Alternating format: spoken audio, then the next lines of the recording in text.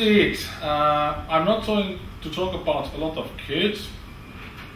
I just remind you that if you are porting from other platforms, remember that you have other options, not only using Qt Quick.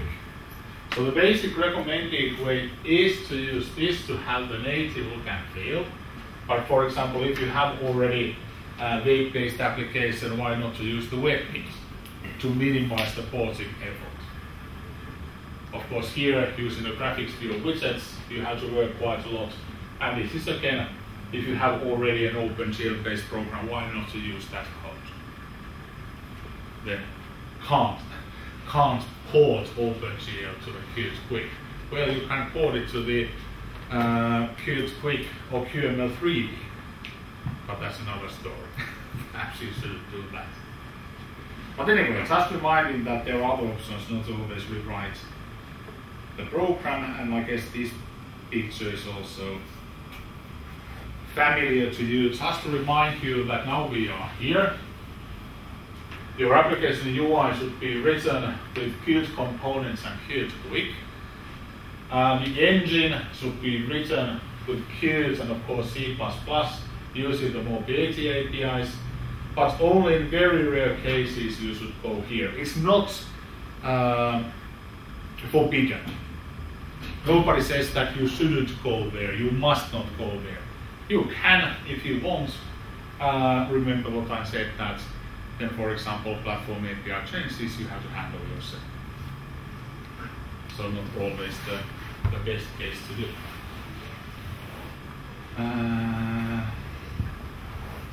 That's Qt. A few words about Qt Quick.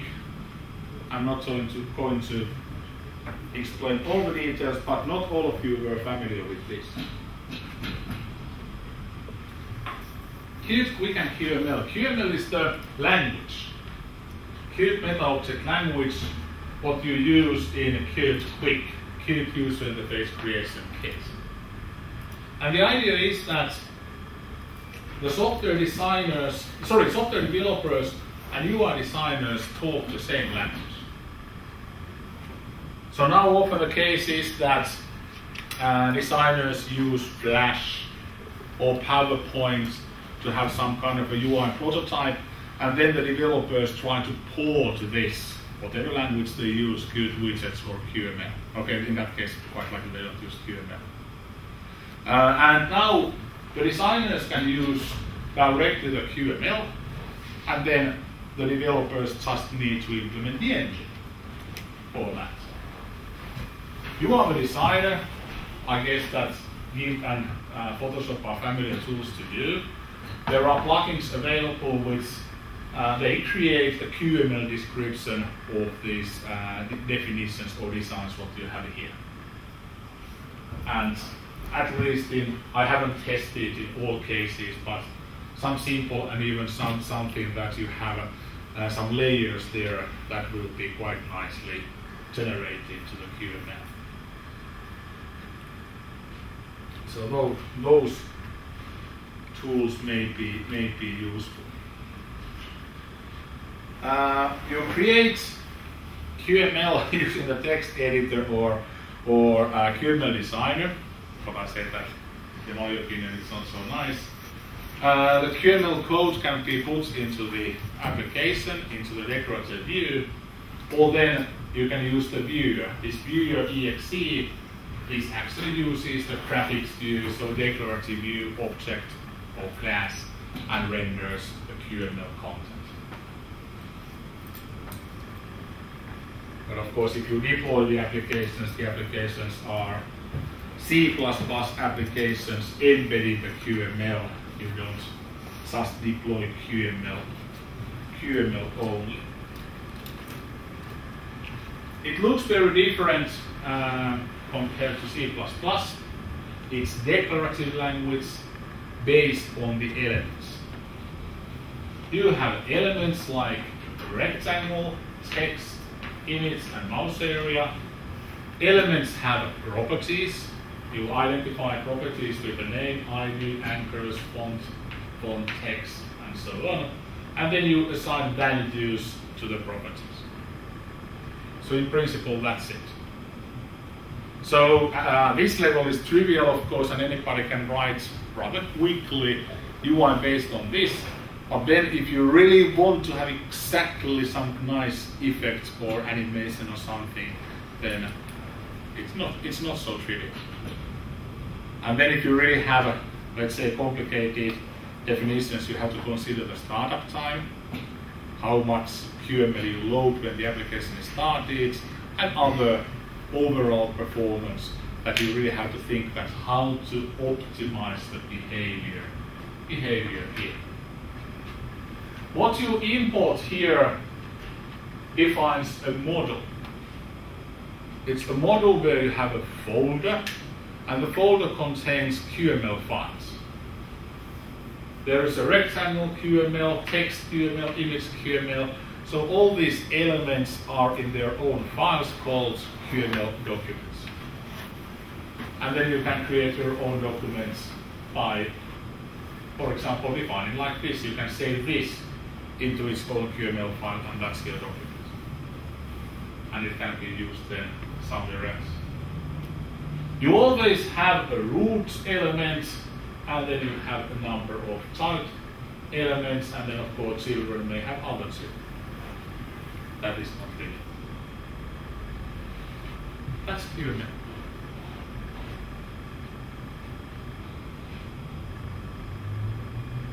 It's all about elements, properties, and their values.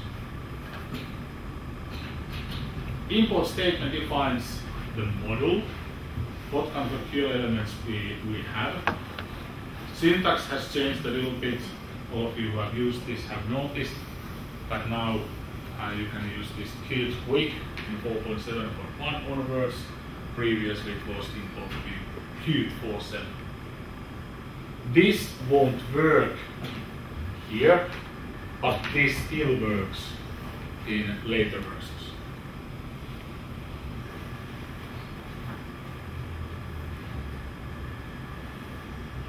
And the idea is that you really use the exact version, which models, what QML elements you want to use, because there are differences. Although we have a rectangle, okay, rectangle is quite likely similar, but some elements may be different already in Qt 4.7 than in Qt 1.7. Possibly some element doesn't exist. So that's why it's important to use the right reference for the model. Okay, we have exactly one root element as we discussed. Then we have plenty of visual elements inherited from the item element with some common properties. ID, okay, this is like in HTML, identifies the element that we can access that in JavaScript, we can access that in other elements. Anchors define the layout, how this element is anchored according to the parent, according to some other element. X, Y, and Z, yes, we have 3 coordinates, so Z defines how close the element is to the view. In the graphics view, you have the Z order as well. Larger positive number closer, the image is to you, or to the view. Although it's not actually 3D, but yes, there is 3D version of QML as well. With Hive, how transparent this item is it visible, true or false? Rotation, how much it has been rotated and how much it has been scaled larger or small. These are all common item properties. Okay, some syntax rules which are not so relevant. To us, parent property referring to the parent of an element and so on. So this is what we defined here.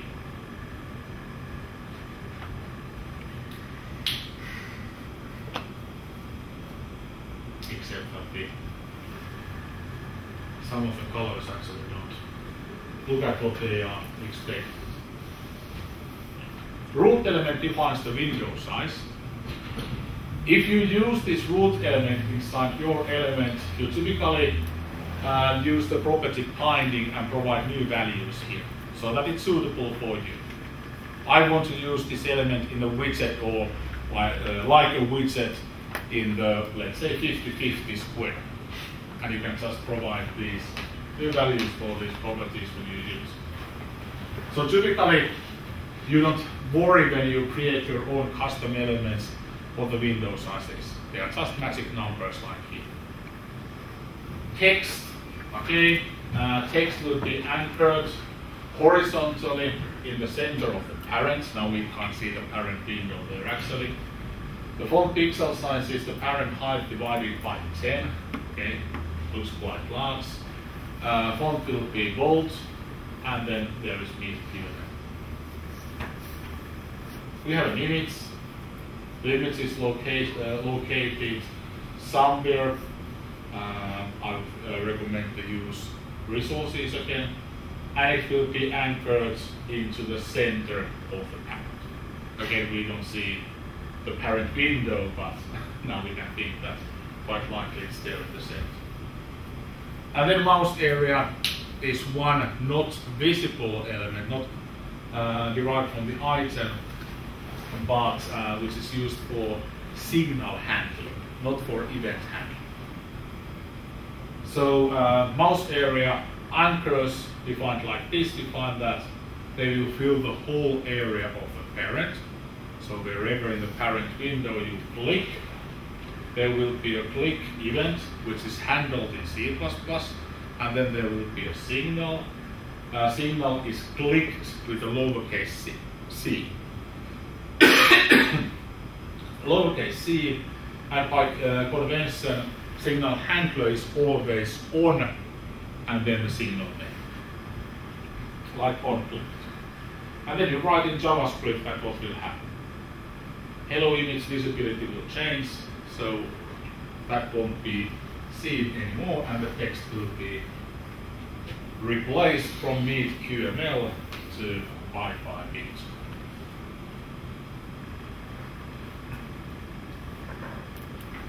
Okay. Now we have hello world.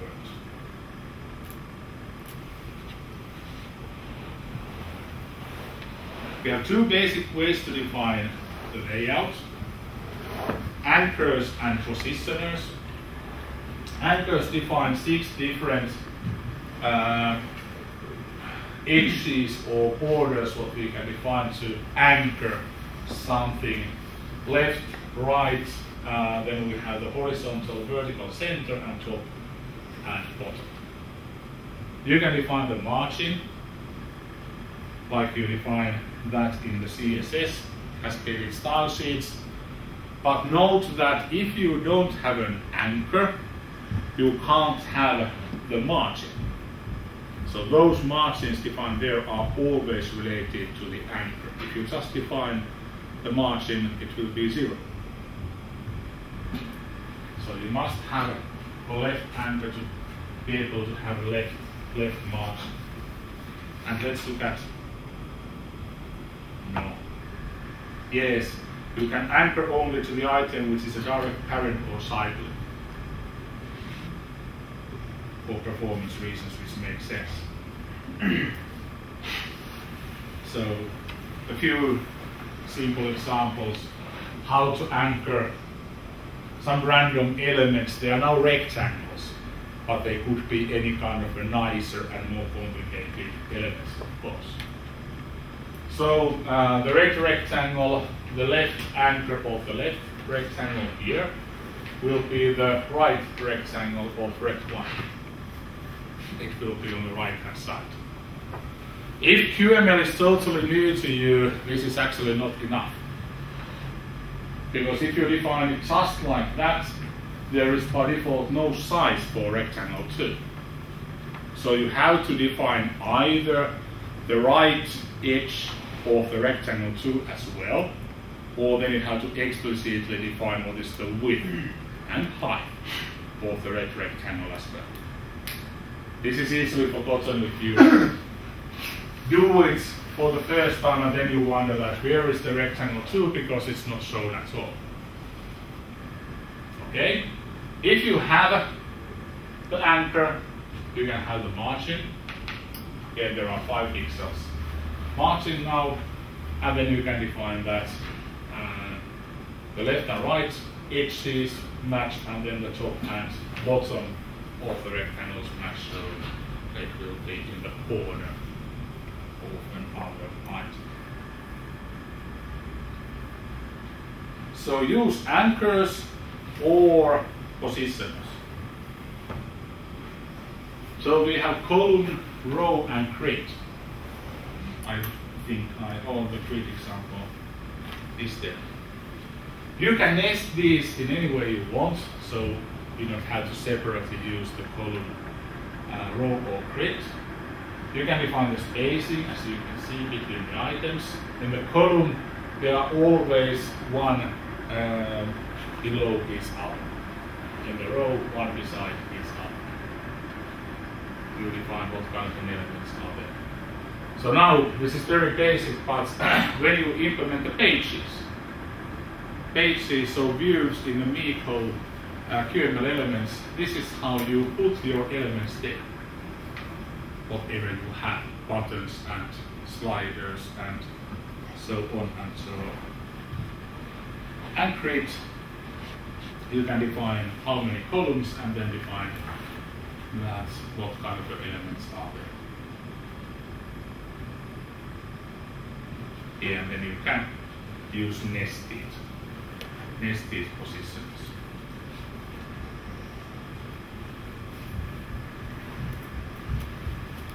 So you can send signals from C++ objects. Automatically, the signal is not visible in QML. You have to expose the object who sends the signal or emits the signal. But after that, it's easy to handle the signal by providing the signal handler. So okay, we know that in C++ we have signals and slots, but in QML we have a property, which is the signal handler. We don't talk about events in QML at all. Okay, we saw the mouse area, touch area, and the gestures are handled in the same way. Okay, so in the signal handler, write any kind of a valid JavaScript code. Like here, log some messages. This is very useful, this console log.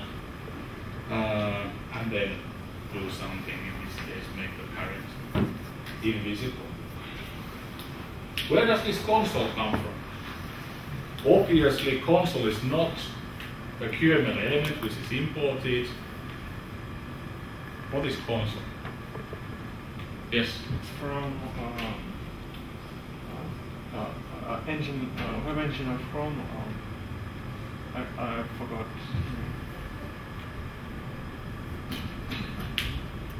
It's from JavaScript. Yes. So it is a JavaScript object. So that sense a little bit different thing. And that comes from the Qt global object.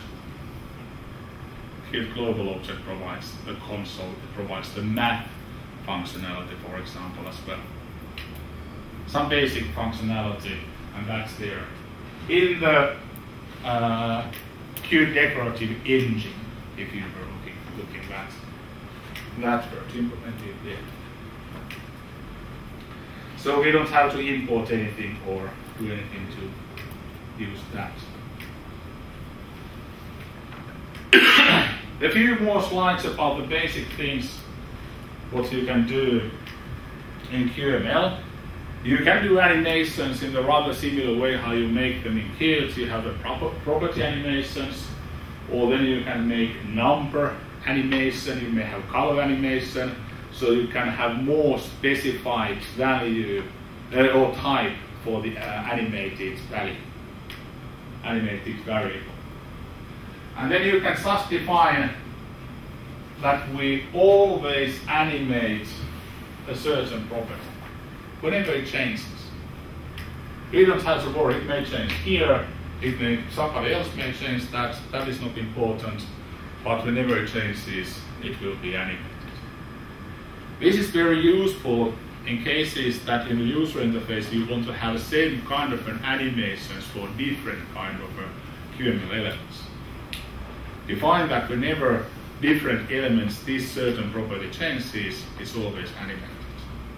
To have consistent animations everywhere in your QML.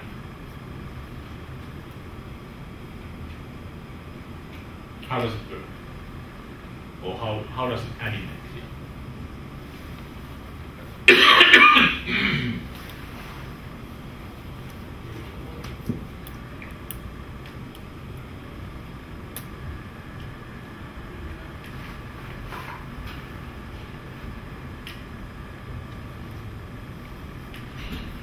We have a rectangle where we have an image, and after that, what happens?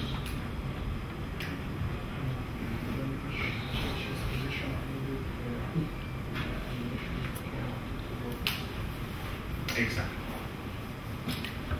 We have a sequential animation on y coordinate. Well, y coordinate is then changing. We have two animations, number animation, and then another animation where we just wait. Sorry, we have three animations, and then we have another number animations. This property means that the animation is running right now whenever this is evaluated. So when we, for example, start this program, there is a function for the property animation which is start, which can be called as well. Or you can then, in any signal handler, set this property for this animation to true. Several ways how you can start the animation. It will be looped forever, and it will be animated to the bottom in 2 seconds using the out bounce. In the end, it will bounce a little bit. Wait 1 second and go back to the y coordinate 0, so back up. Okay. So the point here is to show that it's rather straightforward to define the animations as well in QML. Why sequential animation? Why do you not just define number animation, pause animation, and number animation?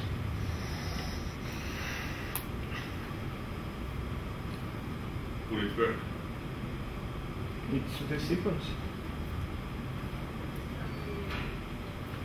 Meaning?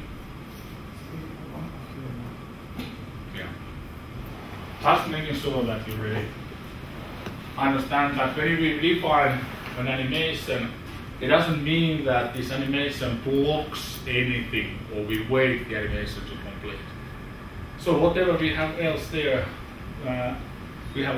will be started as well, and now in this case the result would be not if we start all this together. Together wouldn't make any sense.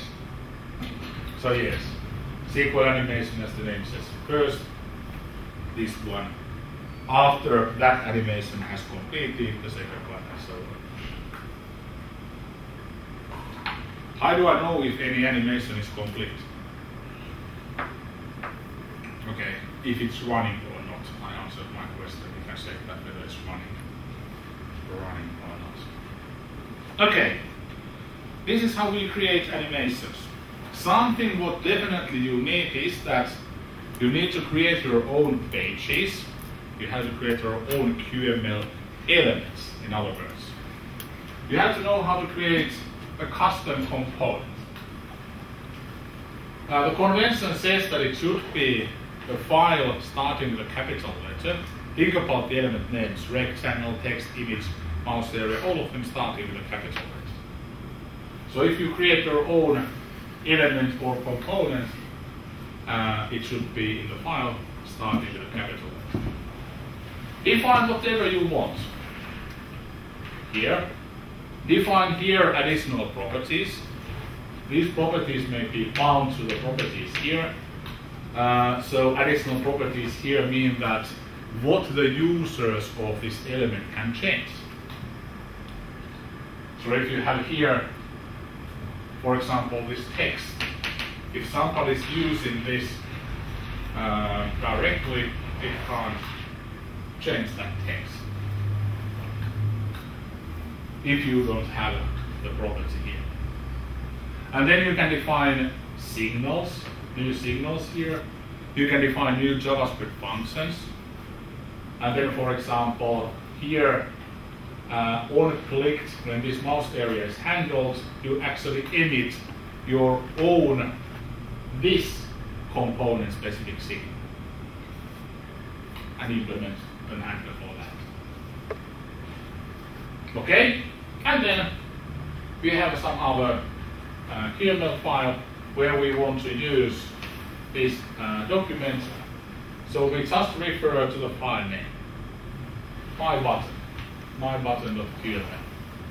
And then we define where it's located, anchored, and so on. Any of these properties, what we have exposed here, can be changed. You don't have to put the component into any specific folder. It can be in the same folder where you have the user of the component. Or then you can create a model of components and put your stuff there.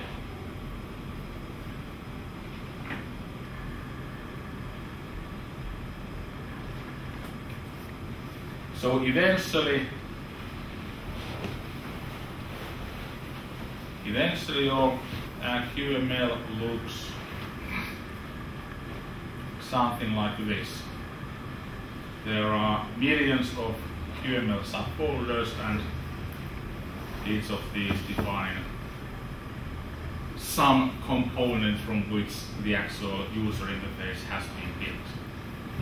This example is not for Migo, this is for cars, but this is made with QML.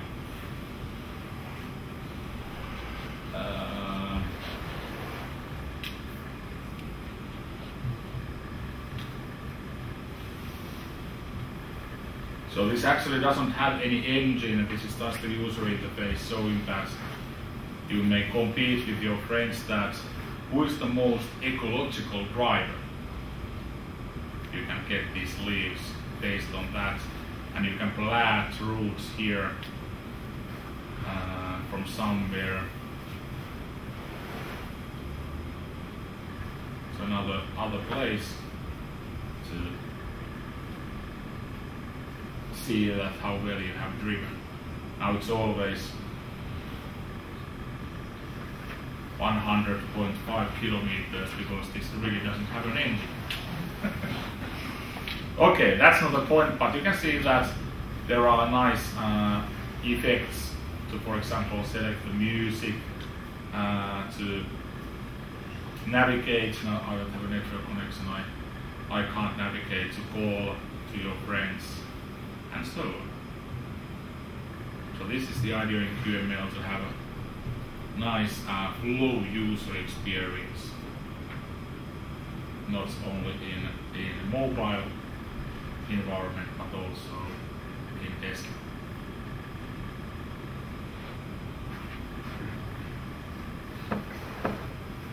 Here's another one which I will show you as well. If I remember what is the main QML, it's floor plan. You can easily see that. Home control system. So this could be some embedded device, or actually why not run this in your mobile phone to control the temperatures, the lighting, and then you can have a dialer to select some other functionality, see energy consumption, look at security cameras, see the status of the air conditioning, which has been made with a web view. You can see that it doesn't render, at least this web view content. It should be customized a little bit in a very good way. It uses a QML list view to play the songs, which actually doesn't play because it doesn't have an engine, and then also the theming has been implemented so that the outlook of these QML elements reads from the theme files that what kind of the colors, for example, they should use, and then the output changes accordingly.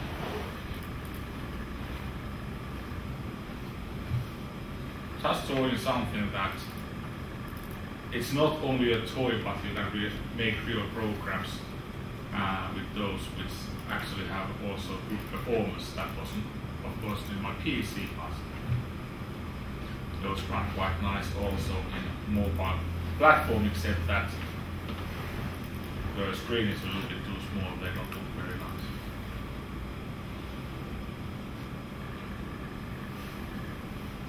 Okay, and the final thing what I want to say, the basic thing what I want to say about the QML is the model view. Same kind of a model view architecture what you have in Qt. In Qt you have the list view, then you have the table and tree view, but now you have only the list view and grid view and path view. And in the path view you can define yourself that what is the trajectory of the path where the items will be put.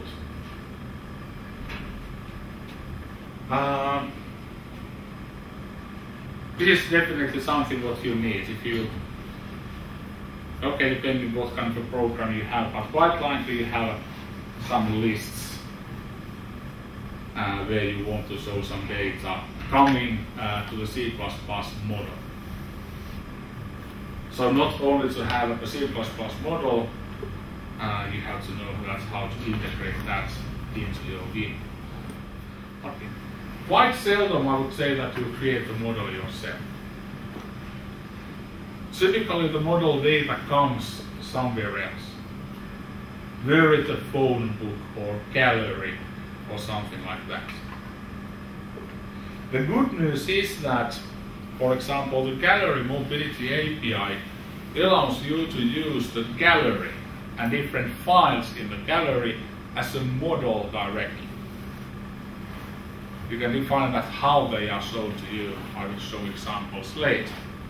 But now we have explicitly defined that what kind of stuff we have in our model. You can define these properties or name these properties in any way you want. And the point is that these can be then accessed in other parts of the code. It's actually was there. You have a view. You have to tell the view basic things. That what is, for example, the anchoring of the view if it is part of something. You have to tell that what is the model, and then you have to tell that how the items are painted. And just like in Qt, items are painted using the delegates. And here is very simple delegate. Now it uses the positioner element row. We have one row where we have image and text. And image source. Source is of course the property where the image is located. It will be the current items, excuse me, picture property. So that's how you can directly from the delegate refer to the properties what you have here. The text will be the title property what you have in the list. So this is the basic principle. And now the view has the basic flicking functionality. So it can be flicked and it keeps iterating according to what is the deacceleration value, and then you can define the speed, how quickly it iterates, and things like that. All is there, you just have to define how. Okay, so in a little bit more complicated case, you quite likely write the model into its own QML file. You can use JavaScript, of course, to dynamically change the model items, but typically C++. Okay, there is now the contact model. And then the view. The view works in such a way that you have 5 kinds of components what you can use with the view. And now component refers to the component element. It can be then anything what you define there to be. 5 kinds of components. The model, the delegate, highlight component, then you have the first element and the last element, which are not used here. But typically you want, if you have a container, you come to the first element in the container, you want to do something. You may ask the user that, do you want to read more data from the database, not using these words, but do you want to get more data, do you want to stop here, or what do you want to do? So the first and last elements are special cases, typical. So that's why there are special components for those. They are not used here. You refer to the ID of the component in the same way, but not used in this example. Okay, my model, that's some file, QML file where we read it quite likely. In this case, delegate defines that we draw the items using the column where we have 2 texts. So where we have the name and number. And you can see that rich text can be used as well, so this bold tag can be used as well. And then highlight shows if that is defined, what is the current element. And now then what we do is that we define a little bit different background color. The radius makes these corners a little bit rounded to make it look nicer, or I don't know if it looks nice, but that is at least the goal. Okay. And now we have everything what we have there, or what we need there. The model was shown here, same kind of a list model what we had previously, providing the name and number information.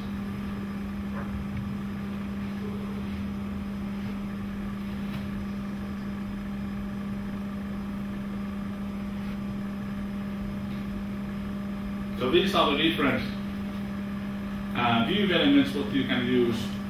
List view, grid view, define that how many columns, and then path view, define using the path properties, that what kind of a shape, how many items you show in the view at the same time, what kind of a path you have.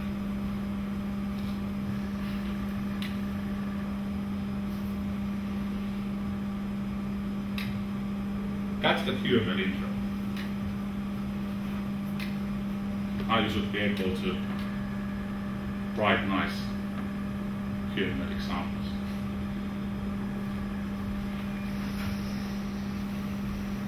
Avoid JavaScript, use it if necessary, but avoid it's slow. If you use model view, use C++ model and use QAbstract item model as the base class. If you don't use QAbstract item model, you may have an experience that when you are browsing the list up or down, it stops for a while and then continues, because the view loads new elements from the model. And there is a strange behavior that the view elements will be emptied if you don't use QAbstract item model. If you use that, quite likely the view scrolling is smoother. So there is really a reason to use that. Questions? After lunch it's over now.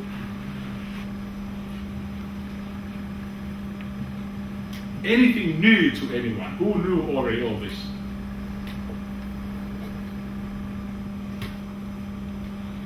confesses that always. It's always that how you make the question.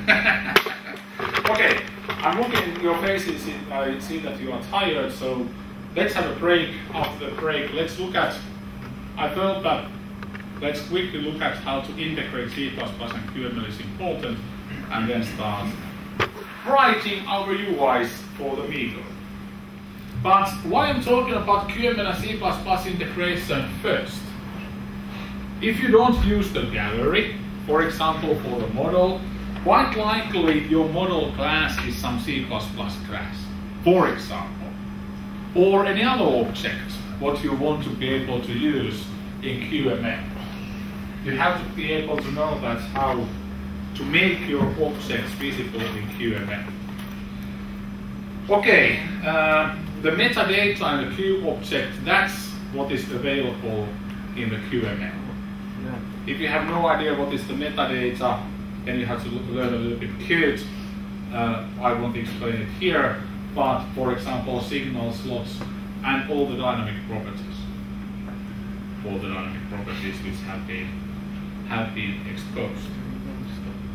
So it goes so that you have to have the declarative context class. Context defines where this object is visible in QML. So in QML you can define different contexts. The root context, which means everything. Then let's say context 1, which is the subcontext of the root context. And if you expose something in the subcontext, it won't be available in the root context. So using these contexts, you can define nested containers to define the visibility of your elements. Okay, so context, to get the context you need the engine. You can get the pointer from the Q declarative view. And then the context class provides you the function to set the context property or set the context object. Two functions. If you have a plenty of objects, what you need to expose, consider making those objects as properties. Properties of some container object and expose this contain. It will be more efficient than exposing several objects at different times. Okay, so here we have some random myCounter class. We have some dynamic property, current value, with the reader, writer, and notify functions. Notify functions means that we have the signal which tells that when this, whatever it was, counter value changes. Okay, we have some slots, some public functions, so setters and getters for the property, and of course we have the variable itself. So now there is no QML here. This is a normal Qt class. But we want that this current value will be eventually available. Okay, function implementation, increase counter, just increase the value of the counter.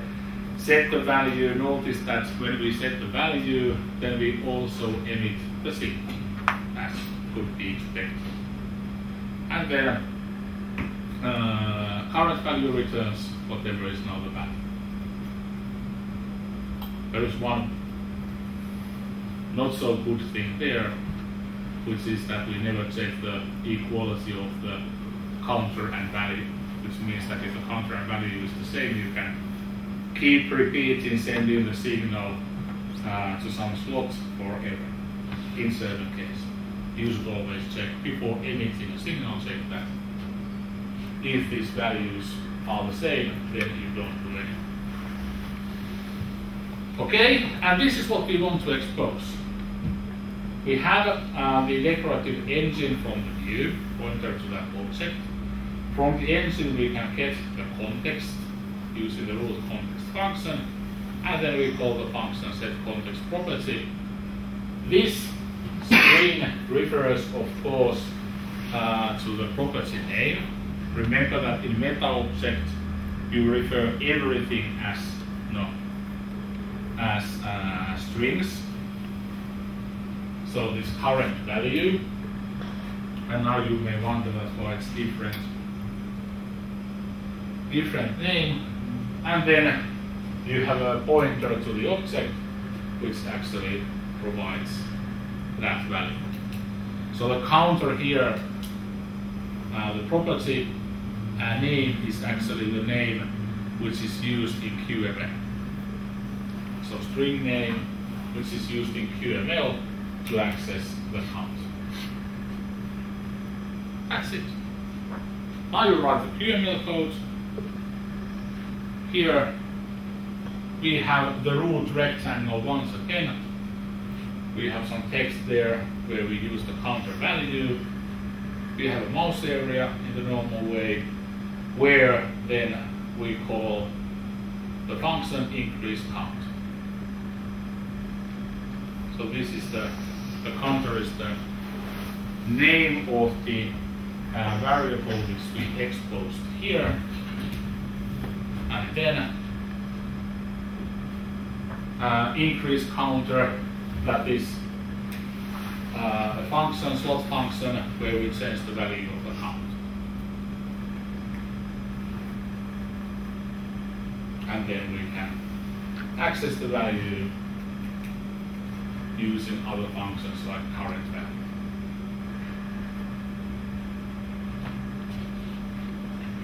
So referring to the models, this is now a counter.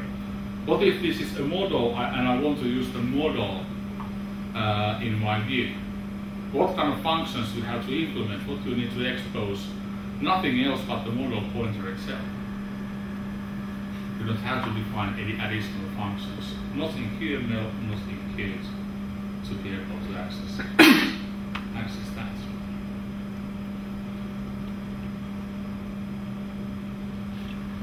Okay. Context, and then you have two functions: set object or set context object or set context property. Define the string which is used in QML and define a pointer to the C++ object. Okay. Let's just move on. This is now very high level view of the Miko application. QML user interface using Qt components, using QML primitives, Qt declarative, which we just used, the declarative engine, the context, those are defined in this model, and the JavaScript environment. Qt components have been implemented as plugins. So what I just showed you, I showed that how the counter pointer is exposed in QML. These Qt component C++ integration is made in the same way. So we have C++ graphics view items or visual items, and the C++ part has been implemented in plugins. Also, the QML mobility bindings have been implemented in their own plugins. Okay, shown in another green box. And then you can use your own plugins. Plugins are quite much used to provide some dynamic or extendable functionality. It's very straightforward. You just define an interface and then a factory function and provide any number of implementations who implement this. Provide a function which instantiates using the factory, instantiates the plugin. Okay, but this picture shows that QML components and then C++ end. This shows you some of the Qt components, and rather than thinking that what kind of stuff is here, I would like to emphasize that first of all, this should look very similar what we discussed in the morning. We didn't discuss much about window or page stack window or page stack or page, but all the rest except screen and scroll decorator I think we discussed. Screen is used to get the screen properties. Scroll decorator shows that if you have, for example, clickable area and you click it in some direction, it shows that if you have more scroll to some direction. That's just thin lines by default. And they appear if there is more content that can be shown in the viewport right now. But these are, let's say, rather straightforward. You just need to look at that from the user experience or usability guide, that's how those should be used, and then you look at in the documentation the API of the properties. What kind of properties, what kind of signal handler properties you can use. Okay, what about window, page stack, and page? So first of all, these concepts come from the MeeGo Touch.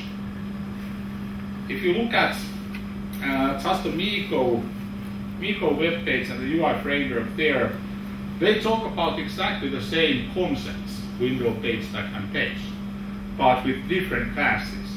They talk about C++ classes. Here I'm going to talk about the QML elements. Window is the main container of Qt components. Typically your application has one window in mobile device. Nothing prevents technically that you have two windows. In desktop it's totally okay, that application has several windows. But in a mobile platform, typically one window, it occupies the whole screen. If you have multi-screen device, then okay, you can use windows, that's two different windows, you can use two different applications, so that's a little bit different story. Window provides signals to notify that when the orientation of the window changes. This is one way to handle that, hey, now something happened, I have to relay out something in my page. Also, you may have used that you lock the orientation in Qt. Using the Qt APIs, it won't work. You have to lock the pages. So there is the orientation lock property in the pages now. The Qt functionality doesn't work here. Okay? So the orientation change signals.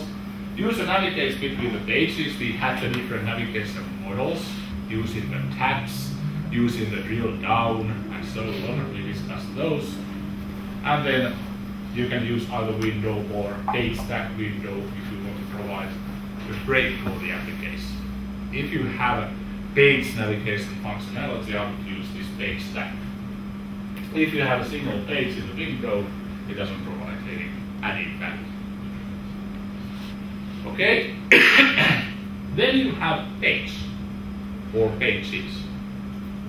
So page, first of all, it has the status, active or inactive. Approximately it means that if the page is now on the top of the page stack, it will be active. If there is something else, it will be inactive.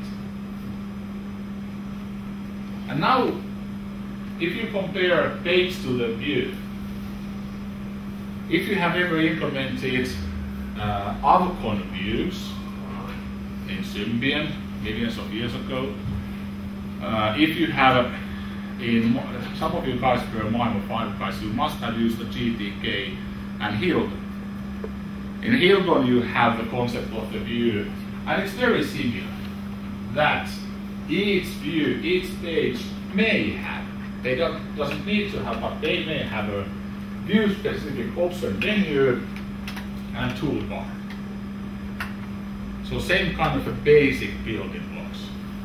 nothing prevents that each pages they share the same toolbar, for example, what we have defined in the root page. And then when you navigate, when the user navigates between the pages are stored, or the right word is pushed. You have to call the functionality pushed into the page stack.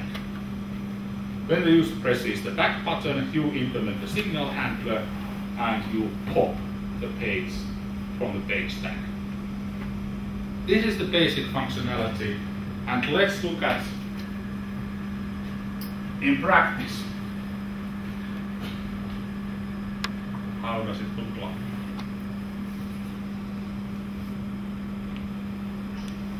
We created this OYE project earlier.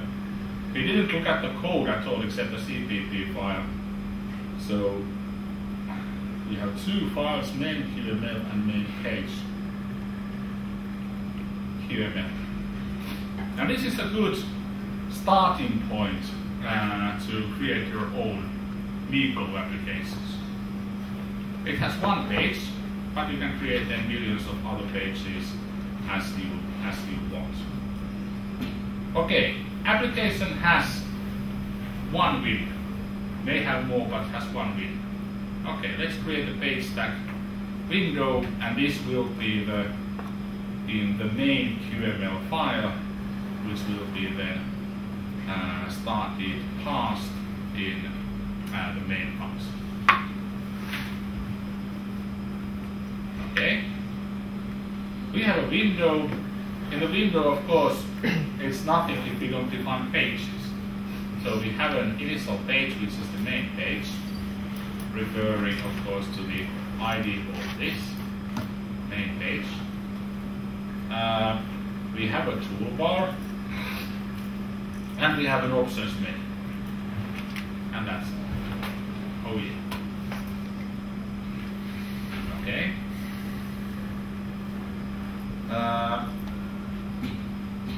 Look at the import statement. We import QtQuick 1.1. In the slides I had 1.0. If you import 1.0, this COM-MeeGo model won't work, or the elements in COM-MeeGo won't work. So page stack window and all these QML elements, QtQuick elements are defined in this model. They are dependent on QtQuick 1.1. I have, in the desktop environment in this laptop, I have only QtQuick 1.0, and that's why I can't, for example, test these elements in desktop. Okay, of course, I could update the QtQuick, but that's not the point. Toolbar and menu, those are rather simple. First of all, toolbar is by default invisible. So now we define that the toolbar will be shown. And then you define the tool icons. Tool icons. One icon is the icon to open the menu. Okay, and what we have learned about this is that this should be always on the right in the toolbar. So why not to define that if we have a right anchor, it will be the parent right. If we don't, it will be undefined. Okay, so we anchor it, we should have a parent, we anchor it to the right according, override, no, the toolbar, come on, tool icon will, right edge will match the right edge of the window area. So it will be there on the right. And then event handler, if the tool icon is pressed, we check that what is the menu status. If it's closed, we will open it, and otherwise we will close it. So this is how we define the visibility of the menu. And then we implement the menu, notice that we don't have any open or close functionality here. Of course, those JavaScript functions have been implemented in this element already. So it's very easy. We just define that what is the visual parent. So according to which this element will be laid out. So it will be the page stack. And then we define any number of menu items. There are plenty of these kind of a platform and theme dependent properties. And using this we can then guarantee that, for example, the menu icon looks always the same. It looks like these three horizontal lines. This is the toolbar view menu, but of course this can be then customized to have your own outlook if you really want.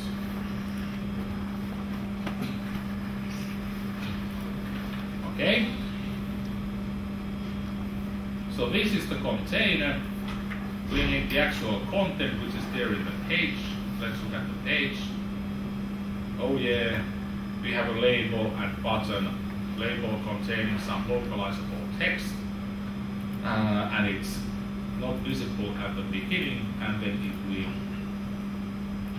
we click the button, then the label will be visible. Very clever functionality. So you were requested to implement a main page where you have a list of items. So there is a list model which shows some, let's say, major and minor text of each item, and then you needed to position this arrow to indicate that there is another page there. And then you needed to implement, so I have an exercise book which explains all this. And then you needed to implement extremely complicated pages. One page which is completely red, but containing the back button in the right position, and then another page which is completely blue, and then the button. We can do it simply by adding a new page, and then we need to implement somehow that's how to navigate between these two pages. This example which we created with the wizard doesn't actually very well provide information that how I should implement page creation and page deletion. But of course you have in the documentation, you have the ready-made examples, so you don't need to use your own brains too much. So let's see. So this is similar to what we had previously. We have a window where we have now, we don't have the menu, but we have a toolbar. This is actually copied directly from the same piece of code what you had. And then we have a page, but page is a little bit different now. Different what we had previously. We had a label, and then we have a text and functionality that something disappeared or came back when we press the button. So now in the page we have a function, open file, and then in the page we have a mouse area. So now if something happens in this case, if we click something on the page, so you can look at here that there is something like a list page. So we have a list of pages. We call the open file, and the argument is provided by the actual page. We go here. We create a component, and here is now where we use the Qt global object. This Qt has been implemented for you, and it provides plenty of nice things, plenty of annoying things as well. Annoying things means that it uses this pointer. If you use this, it always points to this Qt object. So that JavaScript object provides a function create components using which we can dynamically create the page. So when the user does something, clicks in the mouse area, we will call open file, which creates a new component, checks that the creation succeeds, and if yes, pushes this component to the page tag. Where does this page tag come from? Okay, page tag is the property of the page. So this is nothing new, or this is not any additional variable. And of course, it's not shown here, but then we should have the functionality that we have the back button, and the back button is used to navigate back. So we pop this page from the page tag. This is how we dynamically create the pages when they are needed, and this is in general the recommended way. And as I told you previously, if your pages are very complicated, so it's very time consuming to create the pages, then this is not a good option. Then you have to use a little bit memory and preload the page into the memory. So making the page statically without creating the component. Just define that this is the page. That's the static way of doing things. This is in general important. There are different stages in the component and that is created. In general, we don't know how quickly it will be loaded, and it can be that this file is loaded also from some URL. So we don't actually know where that is located. So it may take time, and before you push it, you have to be sure that it will be completely and successfully created.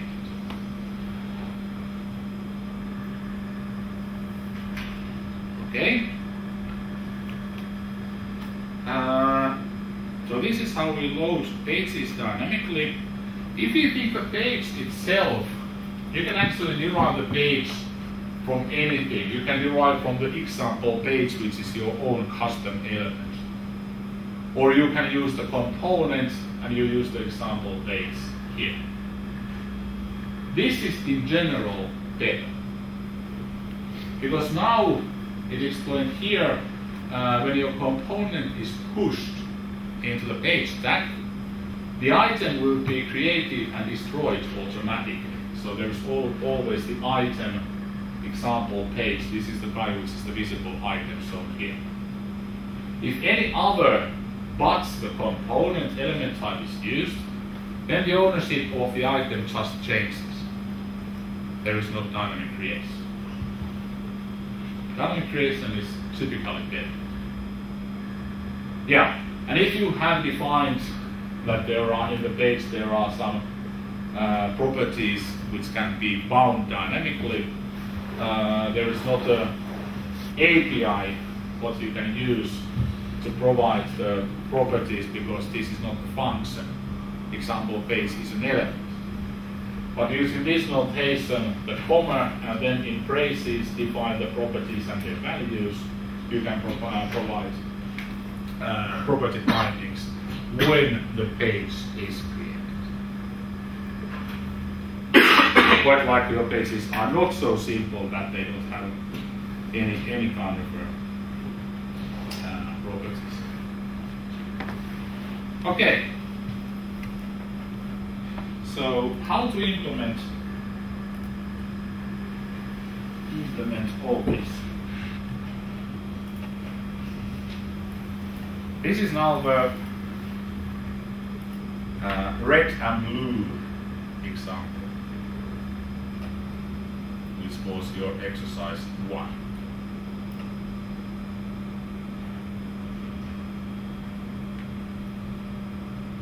Main QML doesn't look different at all. We have some the same kind of random toolbar with some random menu item which doesn't do anything.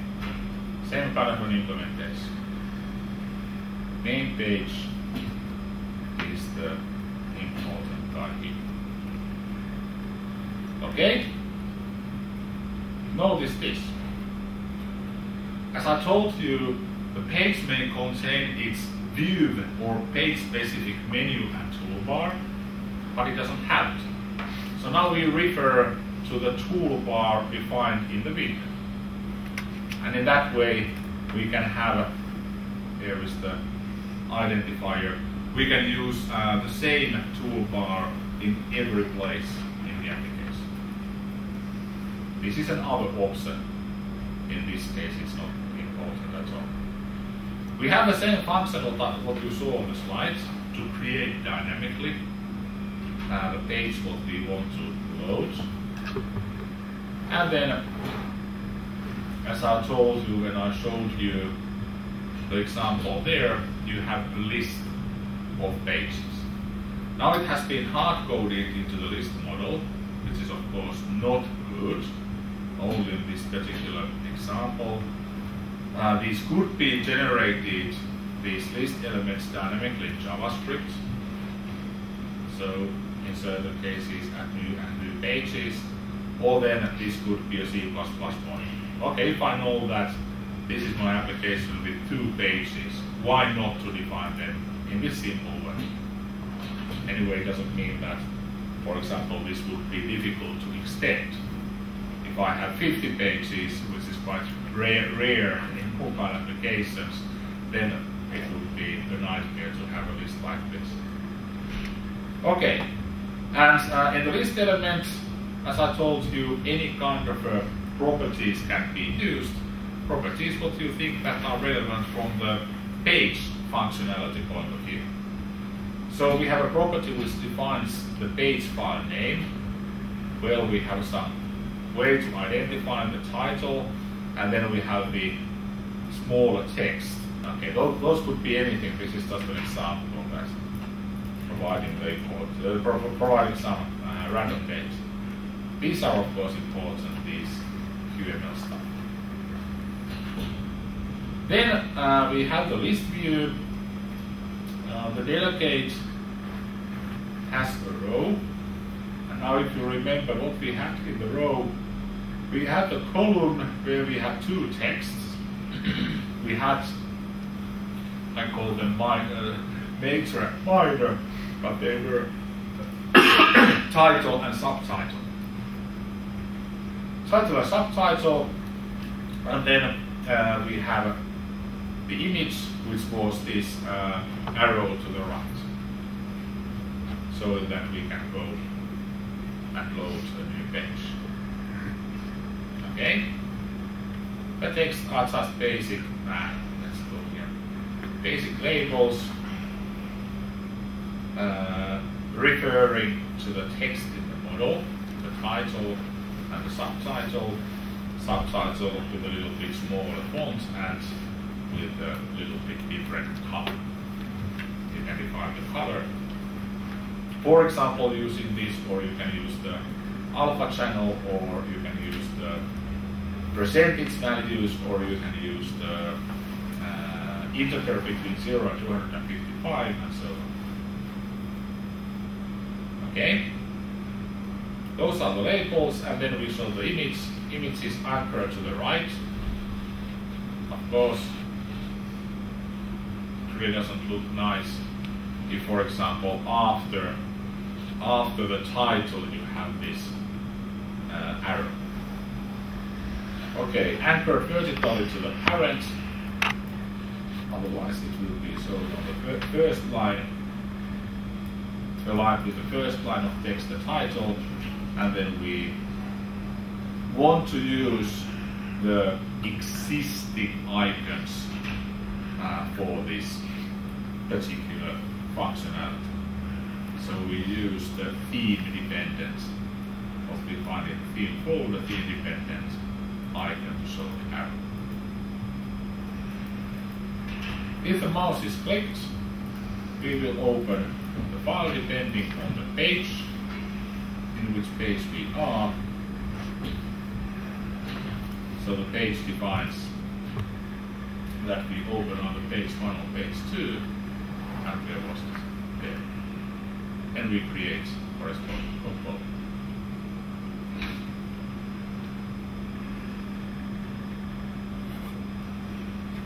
Scroll decorator will be shown if this list view contains more items that can be shown on the screen.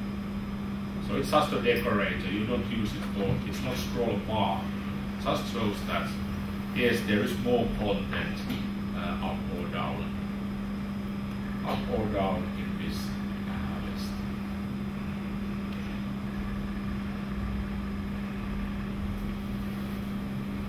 So here we didn't have too much QML elements. We have the page and then we have this specific image source and scroll decorator. This is also a QML element or Qt quick component. Yeah. But not too many of them. So a lot of UI programming quite likely still will be the standard existing QML elements.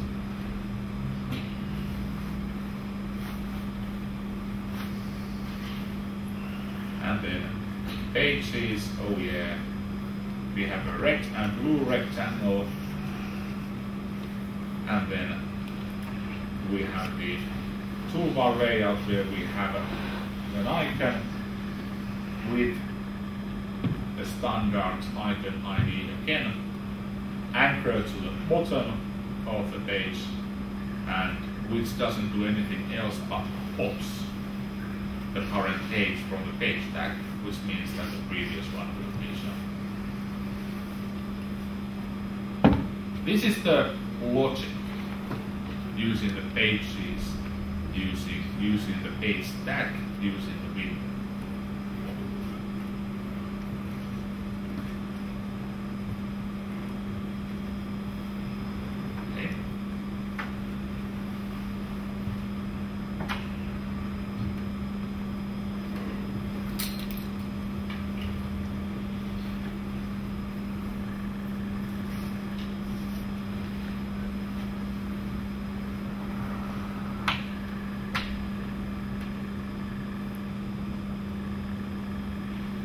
I would just, one example here, copy that from the documentation. You can see the blue texts. Just to show an example of using the Qt components, like a context menu. We have a menu layout. Oops. Menu layout, we have seen the toolbar layout. We have the menu items, we have the clicked handler. So this context menu looks exactly similar to the options menu. Okay. Except that it's defined for this rectangle that if we long press, then this context menu will be opened here.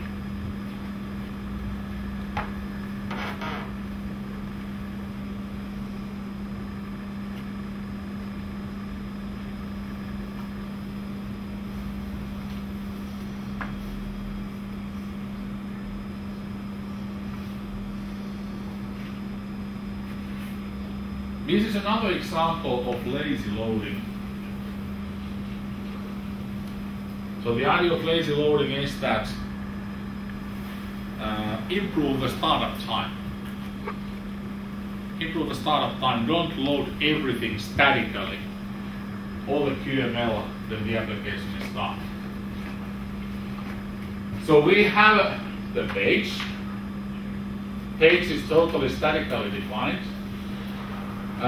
We have an item, which is the container, which doesn't contain anything else. And I mentioned to you that you can add your own properties into your custom components. This is actually the syntax. Property, what is the type of the property, name, and you may have the initial value if you have any initial value. Okay? And then we have defined a a signal handler for the page. So now there is nothing visible except the item in the page. But there is nothing to be painted here. So when this page will be shown, the visibility will change. It's not visible when it's in the stack or it hasn't been created. But now the visibility changes, and then we check that, yes, if it's visible, we will create a new object. Create the object so that the parent will be the container. So we will create a new child for this, and then we will use the component dynamic, this one, to create the actual whatever we have here. Assign that our container object, whatever that is, will be the object that we created here. If the visibility is lost, we will free the memory what we allocated for this component. And believe me that quite likely you will need this. If you really have a smooth user experience, nice flow in your application, you have to consider in many places that how to improve the performance of this and that. And now, for example, the startup time.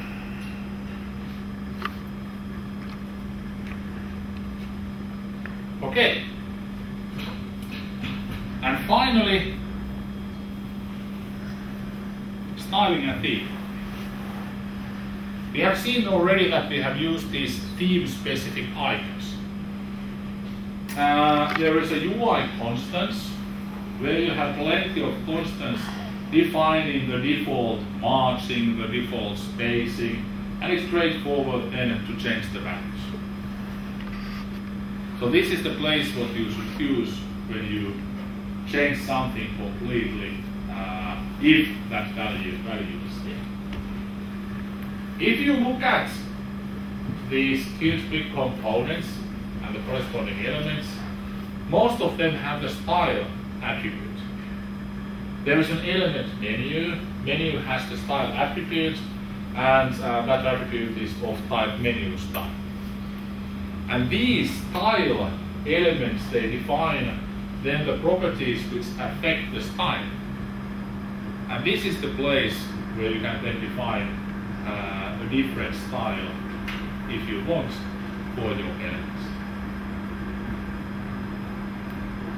If you have something like these images, you should use the theme in daemon. So load, for example, load the border image to the theme in daemon.